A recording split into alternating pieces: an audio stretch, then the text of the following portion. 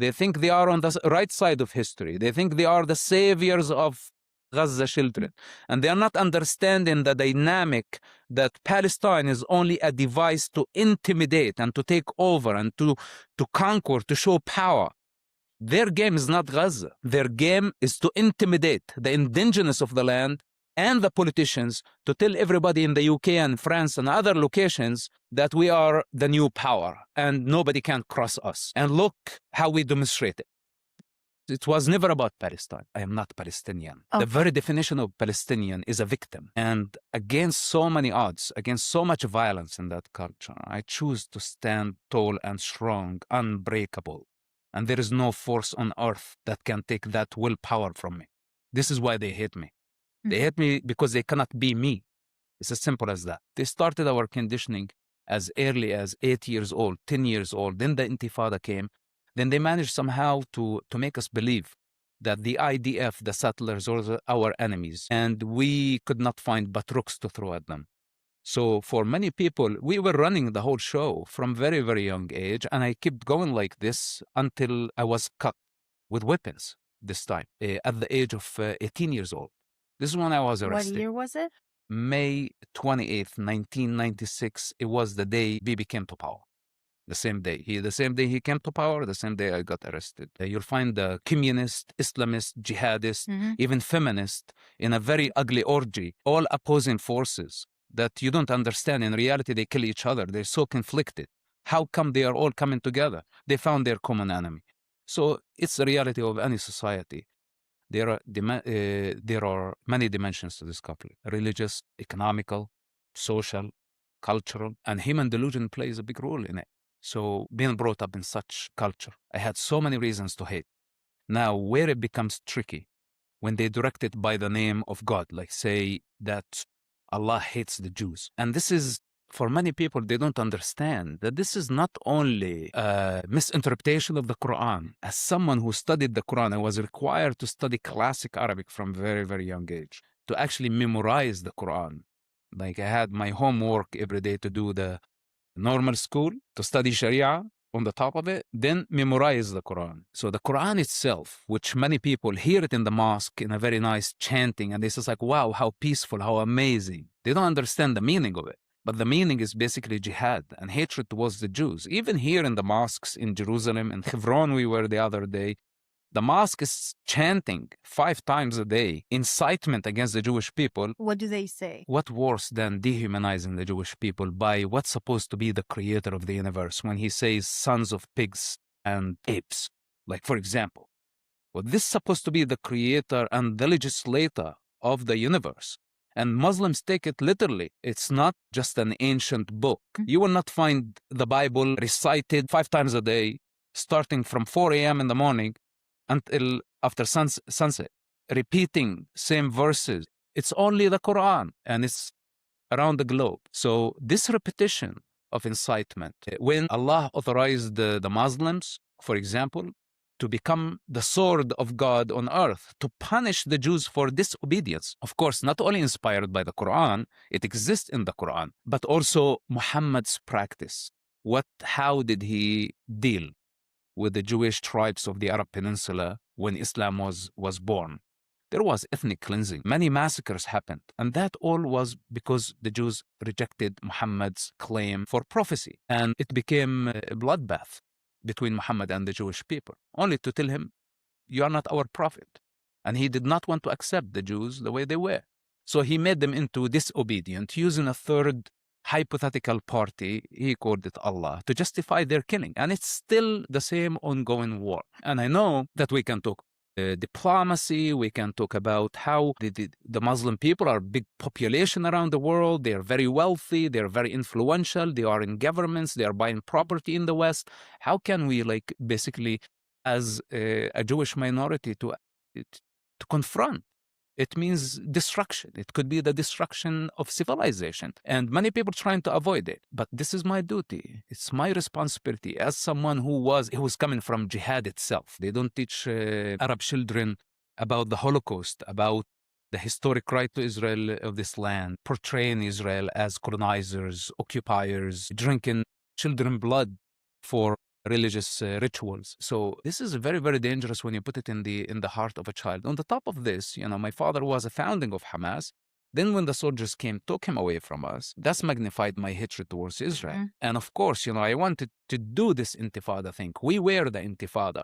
So today, when I confront global intifadis, like any of them, I would take them and put them in the situations where I was. They would like literally shit their pants of how dangerous it was. But they're sitting in the West, in where it's very comfortable, exploiting freedoms, and calling for intifada. And to me, I say it's like we live this, and we know what intifada is all about. It starts as a romantic chant from the river to the sea back in 1987. When the First Intifada, from the river to the sea, it was a very famous slogan during the demonstrations. But a couple of years later, it became a bloodbath.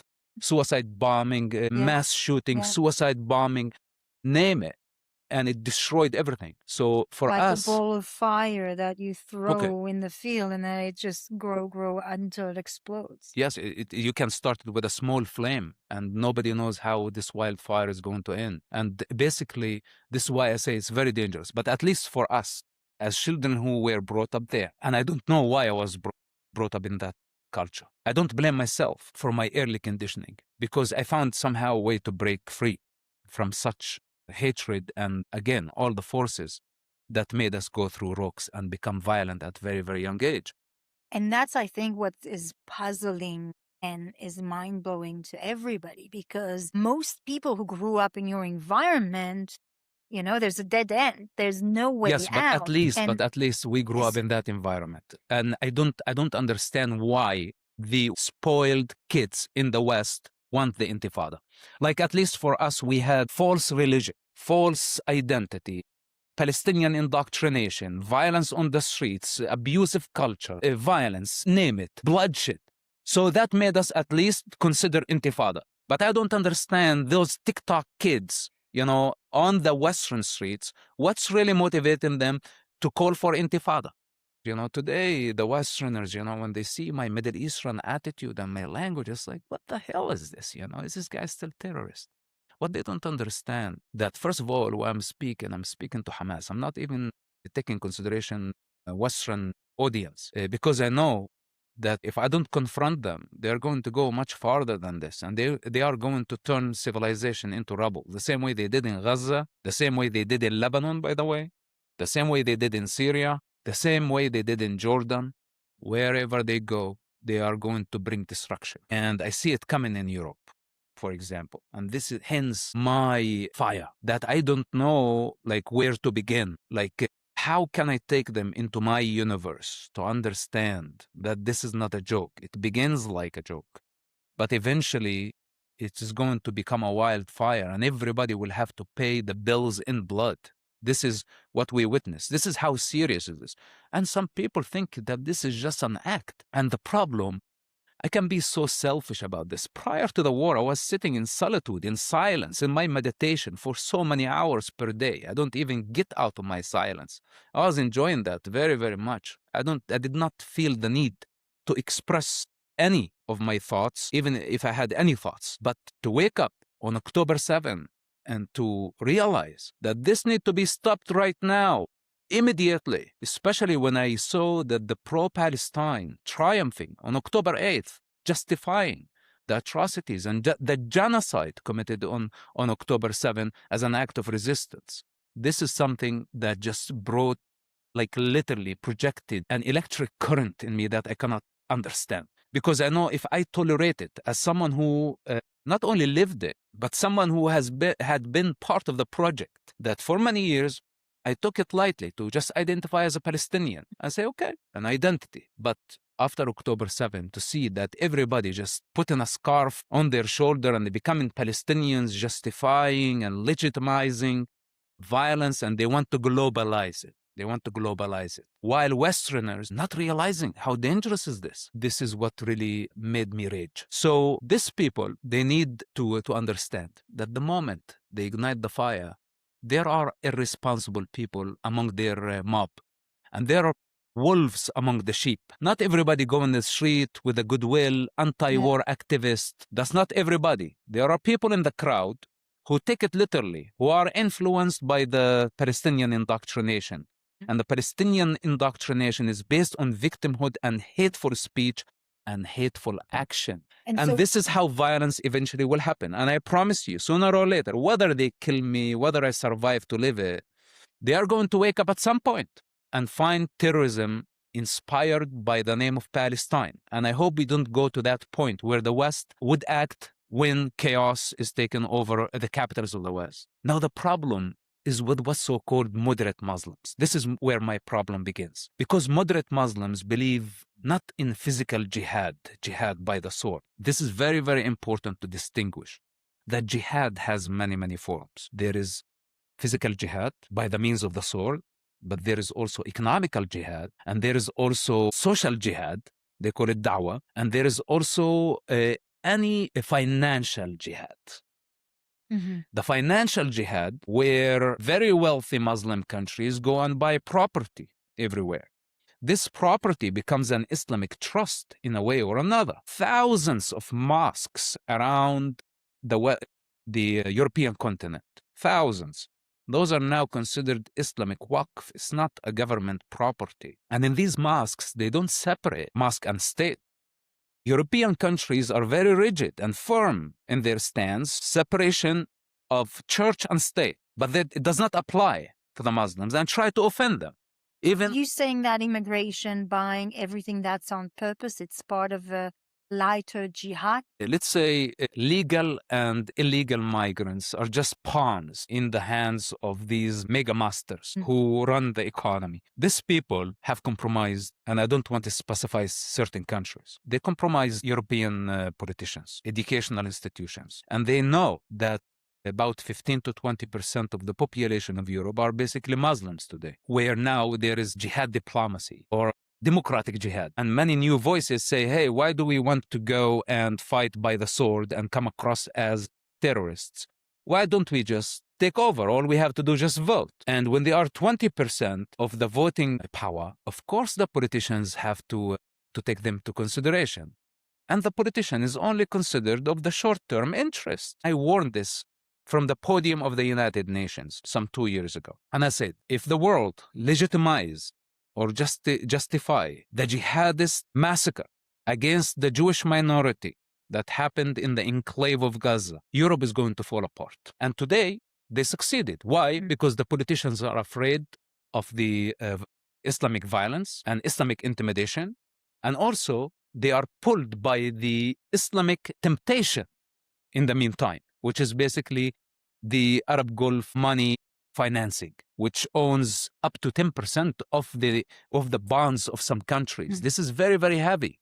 So with that said, we need to understand what's happening in Gaza could be the future of Europe, the danger in Europe. And this is my prediction. I don't think the Muslims will succeed of taking over Europe. I don't think so. But I know for sure that they are capable of turning Europe into a civil war, especially if the governments in Europe continue to betray their own people, the indigenous of the land, the ones who understand the value and the ethics and the foundations that brought their civilization to this point. And they are losing this gradually. They see it. People are not stupid.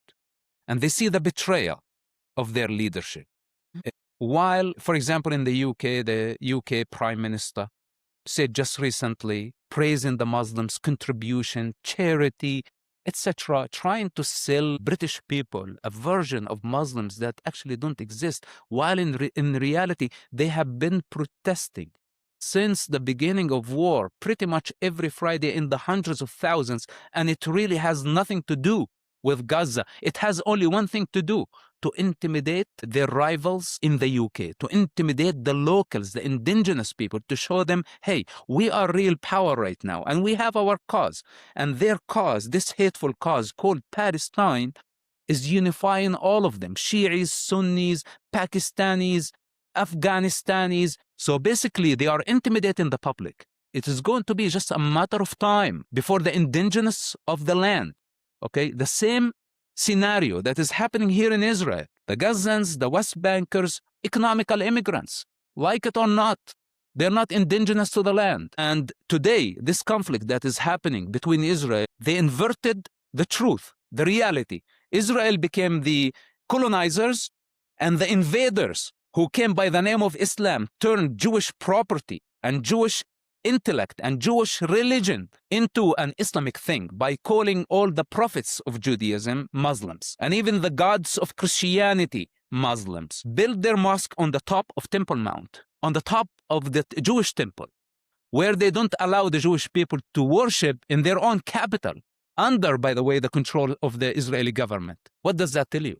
They are capable of inverting truths, twisting narratives. And if they play the same game in Europe, Europe is going to wake up at some point where they're going to find themselves basically in a confrontation, a deadly confrontation, much worse than Gaza. They think they are on the right side of history. They think they are the saviors of Gaza children. And they are not understanding the dynamic that Palestine is only a device to intimidate and to take over and to conquer, to show power. This is why they've been protesting. You know, even Ramallah, my hometown, and it's not even 50 miles away from Gaza. People haven't been protesting every Friday against what's happening in Gaza. So how come people in London are so outraged, protesting every week? What does that tell you? Their game is not Gaza. Their game is to intimidate the indigenous of the land and the politicians, to tell everybody in the UK and France and other locations that we are the new power and nobody can cross us. And look how we demonstrate it. It was never about Palestine. So we need a counterforce. Where are the indigenous of the land? Where are the real people? But of course, you know, in democracies, and people are very peaceful. They are not like the ones coming like us from the Middle East. We are Middle Easterns.